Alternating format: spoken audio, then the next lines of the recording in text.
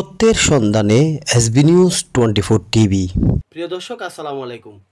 আমাদের চ্যানেলে আপনাদেরকে স্বাগতম জানাচ্ছি। আমরা আজকে একটি সুখবর নিয়ে আপনাদের সামনে হাজির হয়েছি।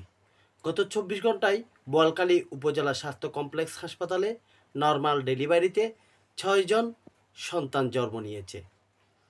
আপনারা জেনে অত্যন্ত খুশি হবেন যে বোয়ালখালী স্বাস্থ্য কমপ্লেক্সের বিনামূল্যে এই সেবা প্রদান করে আসছে এবং সর্বাত্মক সহযোগিতা সার্বিক ব্যবস্থাপনায় বোয়ালখালী স্বাস্থ্য কমপ্লেক্স বোয়ালখালীর জনগণের পাশে সবসময় আছে।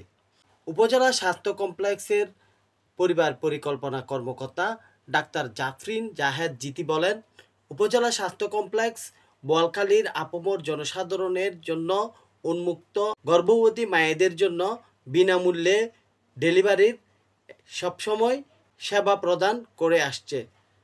তিনি আরও বলেন, নর্মাল ডেলিভারি শিশুর মধ্যে 5 জন ছেলে ও 1 জন মেয়ে। প্রত্যেক শিশু সুস্থ এবং সবল রয়েছে, সেই সাথে শিশুদের মায়েরাও সুস্থ রয়েছে। পরবর্তী 1 মাসের ডেলিভারির ওষুধ ফ্রি দেওয়া হয়েছে। গর্ভবতী মায়েদের স্বাস্থ্যসেবা ও ডেলিভারির জন্য বোয়ালখালী উপজেলা স্বাস্থ্য কমপ্লেক্স হাসপাতাল সবসময় প্রস্তুত।